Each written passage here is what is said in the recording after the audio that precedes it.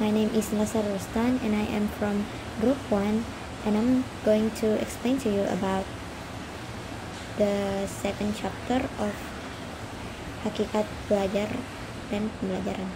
Setiap orang, baik disadari maupun tidak, selalu melaksanakan kegiatan belajar. Kegiatan harian yang dimulai dari bangun tidur sampai dengan tidur kembali akan selalu diwarnai oleh kegiatan belajar. Seseorang yang tiba-tiba melihat petani sedang mencangkul di sawah misalnya, kemudian di dalam otaknya terlintas pikiran betapa beratnya kehidupan petani dalam menghasilkan bahan makanan, sehingga muncul perasaan menghargai hasil jerih payah petani. Ilustrasi ini telah menunjukkan adanya pengalaman belajar dan telah menghasilkan perubahan perilaku berupa tindakan menghargai karya petani pada diri orang tersebut. Bagian A, hakikat belajar. Secara harfiah, belajar adalah orang yang tidak tahu menjadi tahu. Secara keilmuan, belajar merupakan perilaku kognitif yang memerlukan tingkat keterbukaan kondisi tertentu yang akan menghasilkan perubahan perilaku atau disposisi untuk bertindak atau ditindaklanjuti. Menurut Kamus Bahasa Indonesia, belajar adalah berusaha memperoleh kepandaian atau ilmu.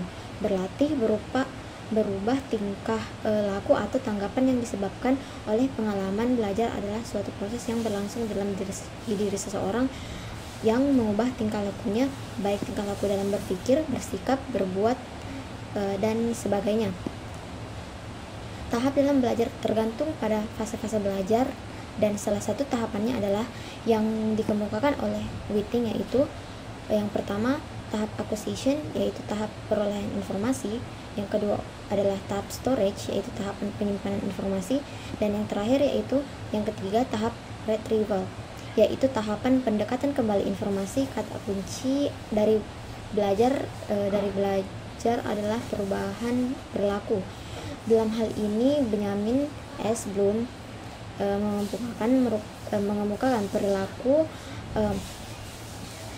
mengemukakan perubahan perilaku yang terjadi sebagai hasil belajar meliputi perubahan dalam kawasan atau domain kognitif, afektif, dan psikomotor beserta tingkatan aspek-aspeknya. Seperti yang pertama, kognitif domain atau kawasan kognitif adalah kawasan yang berkaitan dengan aspek-aspek intelektual atau secara logis yang bisa diukir dengan pikiran atau nalar. Yang kedua yaitu affective domain atau kawasan afektif. Affective domain adalah kawasan yang berkaitan dengan aspek-aspek emosional seperti perasaan, minat, sikap, kepatuhan terhadap moral, dan sebagainya.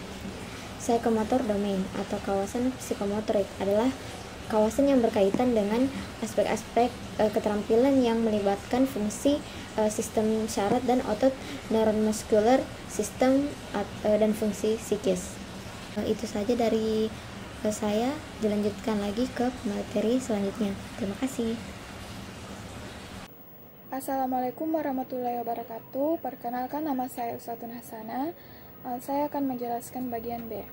Hakikat pembelajaran. Secara umum, istilah belajar dimaknai sebagai suatu kegiatan yang mengakibatkan terjadinya perubahan tingkah laku.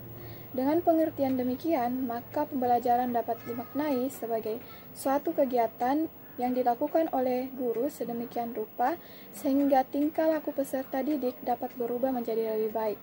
Adapun yang dimaksud dengan proses pembelajaran adalah sarana dan cara bagaimana suatu generasi belajar, atau dengan kata lain bagaimana sarana belajar itu dapat digunakan secara efektif.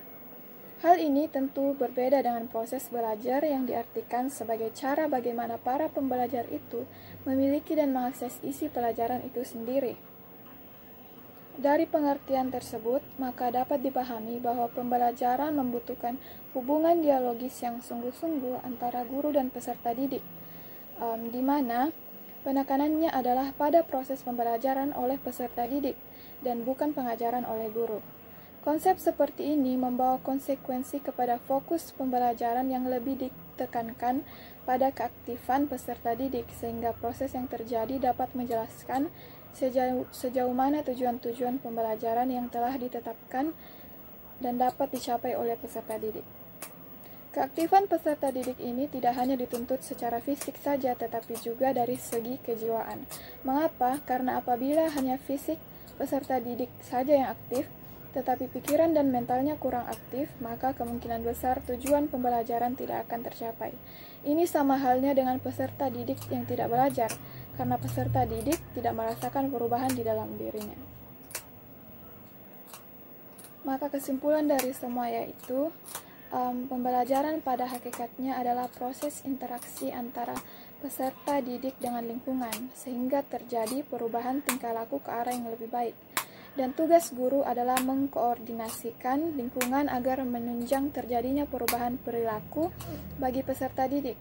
Pembelajaran juga dapat diartikan sebagai usaha sadar pendidik untuk membantu peserta didik agar mereka dapat belajar sesuai dengan kebutuhan dan minatnya. Di sini, pendidik berperan sebagai fasilitator yang menyediakan fasilitas dan menciptakan situasi yang mendukung peningkatan kemampuan belajar peserta didik. Tujuan belajar dan pembelajaran. Yang pertama, tujuan instruksional, tujuan pembelajaran, dan tujuan belajar. Pendidik merumuskan instruksional umum dan tujuan instruksional khusus.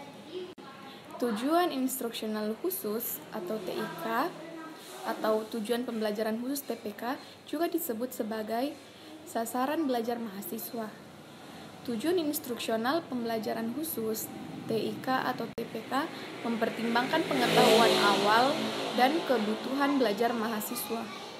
Dari segi dosen, tujuan instruksional dan tujuan pembelajaran merupakan pedoman tindak mengajar dengan acuan berbeda. Tujuan instruksional umum dan khusus dijabarkan dari kurikulum yang berlaku secara legal di perguruan tinggi. Dari segi mahasiswa, sasaran belajar tersebut merupakan panduan belajar. Panduan belajar tersebut harus diikuti, sebab mengisyaratkan kriteria keberhasilan belajar.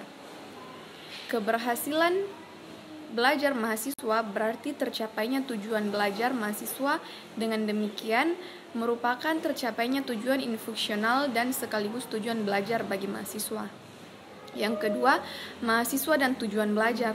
Mahasiswa adalah subjek yang terlibat dalam kegiatan belajar mengajar di kampus. Dalam kegiatan tersebut, mahasiswa mengalami tindak mengajar dan merespon dengan tindak belajar.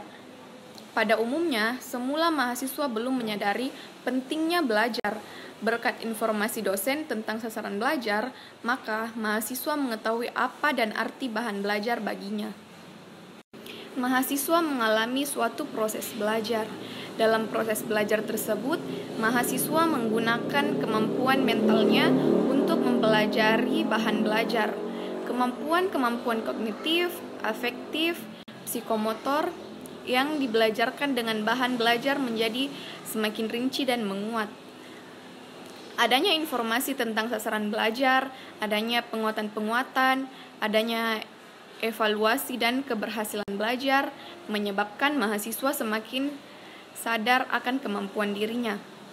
Maka dapat disimpulkan bahwa tujuan belajar adalah merubah tingkah laku dan perbuatan yang ditandai dengan kecakapan, keterampilan, kemampuan, dan sikap sehingga tercapainya hasil belajar yang diharapkan. Yang ketiga, tujuan pembelajaran. Tujuan pembelajaran merupakan salah satu aspek yang perlu dipertimbangkan dalam merencanakan pembelajaran. Segala kegiatan pembelajaran muaranya pada tercapainya tujuan tersebut. Dilihat dari sejarahnya, tujuan pembelajaran pertama kali diperkenalkan oleh B.F. Skinner pada tahun 1950, yang diterapkannya dalam ilmu perilaku, behavioral science, dengan maksud untuk meningkatkan mutu pembelajaran. Kemudian diikuti oleh Robert Meagher yang menulis buku yang berjudul Preparing Instructional Objective pada tahun 1970 di seluruh lembaga pendidikan termasuk di Indonesia. Penuangan tujuan pembelajaran ini bukan saja memperjelas arah yang ingin dicapai dalam suatu kegiatan belajar, tetapi dari segi efisiensi diperoleh hasil belajar yang maksimal. Banyak pengertian yang diberikan para ahli pembelajaran tentang tujuan pembelajaran, yang satu sama lain memiliki kesamaan di samping ada perbedaan sesuai dengan sudut pandangnya. Robert F. Meagher 1962 misalnya memberikan pengertian tujuan pembelajaran sebagai tujuan perilaku yang hendak dicapai atau yang dapat dikerjakan oleh siswa pada kondisi dan tingkat kompetensi tertentu. Pengertian kedua dikemukakan oleh Edward L. Januska dan David E. Keppel juga Camp, yang memandang bahwa tujuan pembelajaran adalah suatu pernyataan yang spesifik yang dinyatakan dalam perilaku atau penampilan yang diwujudkan dalam bentuk tulisan untuk menggambarkan hasil belajar yang diterapkan. Perilaku ini dapat berupa fakta yang sama. Definisi ketiga dikemukakan oleh Fitz Percival dan Henry Ellington, yakni tujuan pembelajaran adalah suatu pernyataan yang jelas dan menunjukkan penampilan atau keterampilan siswa tertentu yang diharapkan dapat dicapai sebagai hasil belajar. Dapat disimpulkan bahwa belajar dan pembelajaran adalah dua kata yang sangat erat kaitannya dalam mendidik peserta didik agar nantinya dapat mencapai tujuan yang diharapkan. Ciri-ciri belajar dan pembelajaran. Pertama, ciri belajar. Menurut Jamara, ia menyatakan jika hakikat belajar adalah perubahan tingkah laku, maka ada beberapa perubahan tertentu yang dapat dimasukkan ke dalam ciri-ciri berikut. Pertama, yaitu perubahan yang terjadi secara sadar. Pada perubahan belajar ini, individu akan menyadari terjadinya perubahan dan akan merasakan telah terjadi sesuatu perubahan dalam dirinya. Yang kedua, yaitu perubahan dalam belajar bersifat fungsional. Yaitu suatu perubahan yang terjadi akan menyebabkan perubahan berikutnya dan akan berguna bagi kehidupan atau proses belajar berikutnya. Misalnya, jika seorang anak belajar menulis, maka ia akan mengalami perubahan dari yang belum bisa menulis menjadi bisa menulis. Selanjutnya, nomor 3, yaitu perubahan dalam belajar bersifat positif dan aktif. Dalam perbuatan belajar, perubahan-perubahan itu akan selalu bertambah dan tertuju untuk memperoleh proses yang lebih baik dari sebelumnya. Yang keempat, ada perubahan dalam belajar bukan bersifat sementara, yaitu hanya terjadi saat beberapa saat saja. Sedangkan yang kelima, yaitu perubahan dan belajar bertujuan dan terarah, yaitu perubahan tingkah laku yang terjadi karena adanya tujuan yang akan dicapai. Perubahan ini terarah dan benar-benar disadari. Dan selanjutnya ada perubahan yang mencakup seluruh aspek tingkah laku, yaitu suatu proses belajar yang meliputi seluruh perubahan keseluruhan tingkah laku. Oke, selanjutnya ada beberapa ciri-ciri pembelajaran. Yang pertama, yaitu memiliki tujuan, yaitu untuk membentuk peserta didik dalam suatu perkembangan tertentu. Yang kedua, terdapat mekanisme, prosedur, langkah-langkah, metode, dan teknik yang telah direncanakan untuk mencapai tujuan tertentu. Yang ketiga, fokus materi ajar agar terarah dan terencana dengan baik. Yang keempat, yaitu adanya aktivitas peserta didik yang merupakan syarat mutlak bagi berlangsungnya kegiatan pembelajaran. Yang kelima, ada aktor pendidik yang cermat dan tepat. Dan yang keenam, terdapat pola aturan yang ditaati oleh pendidik dan peserta didik dalam proporsi masing-masing. Dan yang ketujuh, ada limit waktu. Baik, selanjutnya yaitu perbedaan pembelajaran, pengajaran, pembelajar, dan pembelajar. Yaitu pertama, pembelajaran adalah seperangkat tindakan yang dirancang untuk mendukung proses belajar para siswa dengan memperhitungkan kejadian-kejadian yang berperan terhadap rangkaian kejadian-kejadian yang berlangsung oleh para siswa. Selanjutnya yaitu pengajaran, yaitu proses, perbuatan, cara mengajar, atau segala sesuatu mengenai tentang mengajar. Pengajaran adalah kegiatan yang secara langsung dilakukan guru dalam menyampaikan pengetahuan kepada siswanya.